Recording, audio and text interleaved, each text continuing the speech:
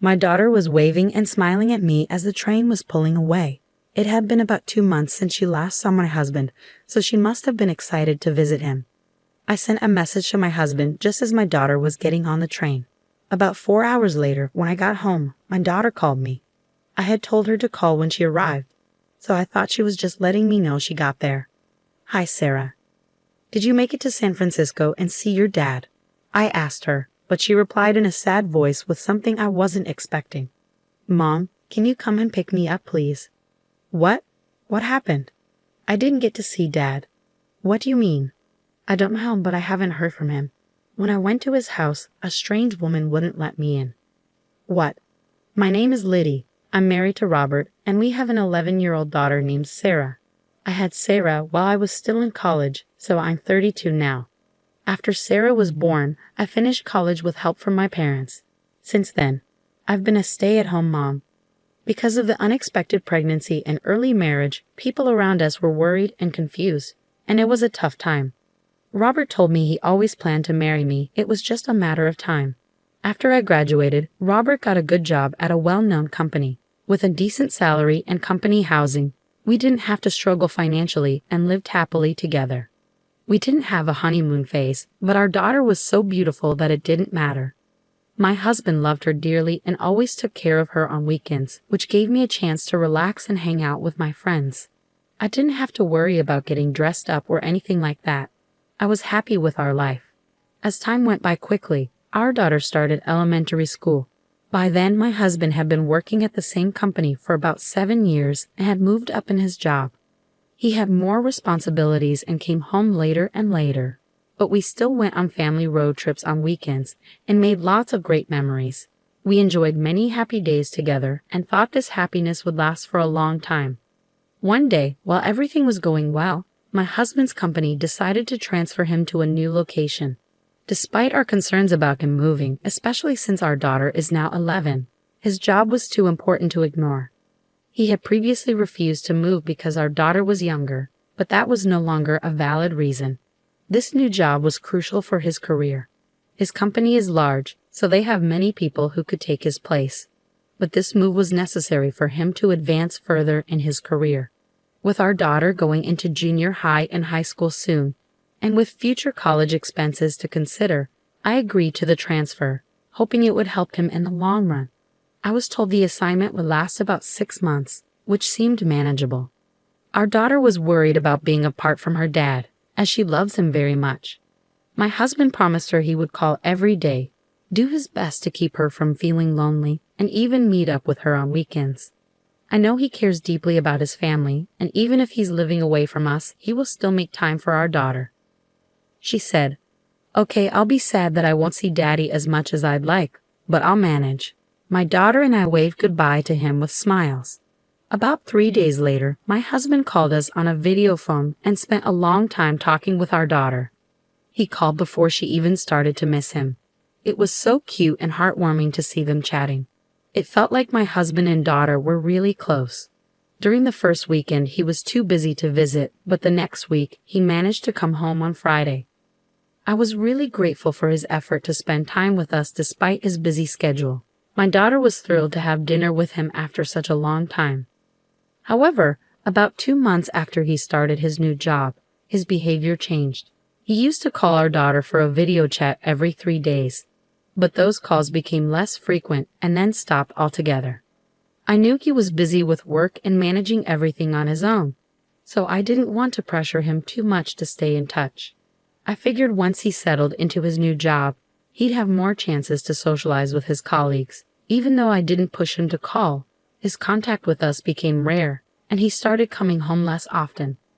I told my daughter that her dad was busy, but I could see she was upset, even if she didn't say it. I knew he was swamped, but I asked him to call her for even just 5 minutes, as she seemed lonely at home.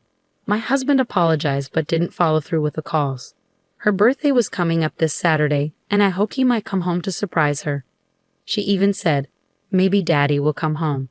But on her birthday, he didn't come or even call to wish her a happy birthday. My daughter was very disappointed. I was so frustrated that I called him several times and left messages. Lately, he hadn't been answering my calls or returning them. After about the fifth call, he finally answered. What's going on? You've been calling me a lot. What are you doing? What do you mean? It was Sarah's birthday today. It's Saturday and you didn't come home or even call to wish her a happy birthday. Oh, I'm really sorry about that. Sarah hasn't seen you in a long time.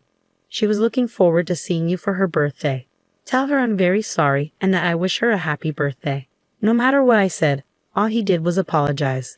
I was so angry that I hung up the phone and sent him a message saying, please think about your daughter and take better care of her. You may be busy, but I think you're being disrespectful. All he replied with was, I understand. I'm sorry. Things didn't get any better. Another month passed and summer vacation started for my daughter. Recently, she told me that if her father couldn't come to see her, she would go to see him herself. She had been saying this every day since vacation began, so I decided to let her visit him on her own. She was excited about it and eager to try something new.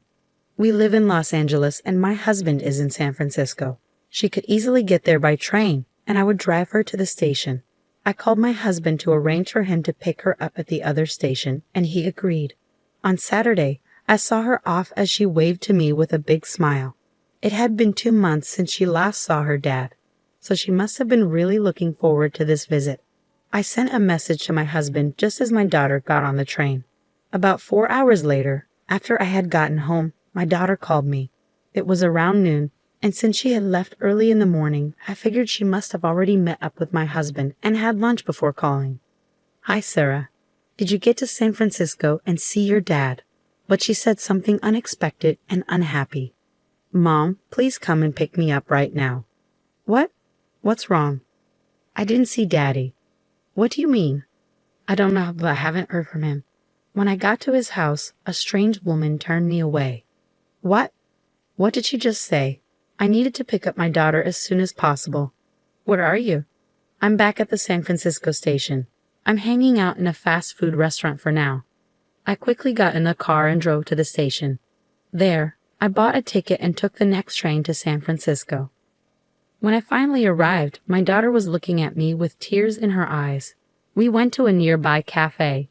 She was feeling down, so I ordered some famous local pancakes. When the pancakes arrived, her face brightened a bit. She seemed to enjoy them and looked a little more relaxed. I then asked her what had happened. According to her story, she couldn't reach my husband at all when she arrived at the San Francisco station. She waited for about 30 minutes, but he never showed up. So she decided to go to his house by herself. I had given her his address just in case something went wrong. Since she's really good with her smartphone, she easily found her way there using a map. When she arrived and rang the doorbell, a woman's voice answered, asking, "Who are you?" My daughter, surprised, said, "I'm here to see my dad." The woman told her to go home and not to bother seeing Daddy because she was in the way. The woman then hung up without even opening the door. So my daughter returned to the San Francisco station. I was so furious that I couldn't hold it in any longer. "If she told you not to see your dad, then we won't," I said. I took my daughter home and immediately started making plans to move out. When I told my parents what happened, they were very angry and offered to help in any way they could. For now, they let us stay with them until I could find a job. My husband called and said, "I didn't see Sarah at the station. Did something happen?" I guess the woman involved in his affair didn't tell him she had turned away his daughter. Since I hadn't received any calls from my husband on Sarah's phone when I went to pick her up, I doubted he even went to the station. I was stunned and decided to let it go for now. "Sarah got sick on the way there and had to come back," I said. "We just finished at the hospital, and I'm sorry I didn't get a chance to call you." He replied, "I see, I understand." I ended the call, saying I'd reach out if anything else came up. I was furious because it was clear he was just pretending to be concerned. For now, I decided to focus on taking action. I first sent his belongings to his address. Then, I received the results from the detective agency I had hired. I sent proof of the affair along with a certified letter to my husband's workplace. A few days later, everything should have arrived. My husband called me, sounding frantic. "Oh hey, what's going on?" "What? I just wanted to let you know what you've been up to." "Are you kidding me? We're in the middle of a huge mess here." "Of course it is. That's exactly what I was trying to show. And I can't believe you're sending my stuff here. I don't need your things, and I don't even pay rent anymore." "What?" Sarah and I moved out of that apartment. Oh, you moved out of the rental? When did you leave? About a month ago. What? So no one has been living there for a month, and we still had to pay the rent. Well, that's true, but it's under your name, so it's not my concern. No, you're going to be 2 months behind on rent and might get evicted. Is that why I've been getting calls from an unknown number? We'll be in trouble if we lose that apartment. Why don't you just stay in San Francisco? You sent a certified letter to the company. I'm in big trouble because they found out about my affair. They're going to call someone from headquarters to replace me and move me back to Los Angeles. If you send all my stuff, it'll be hard for me to go back to Los Angeles, especially since I don't have a home there. I nearly laughed because the plan worked even better than I'd hoped. But I quickly composed myself and said, "You've hurt Sarah and me so much that you'll have to face the consequences. I'm filing for divorce, and I'll be seeking alimony and child support." "Oh no, let's just handle this through the lawyers and get it over with," I said, then hung up the phone. I hired a lawyer and everything went as planned. The divorce was finalized smoothly and I secured alimony and child support from my ex-husband.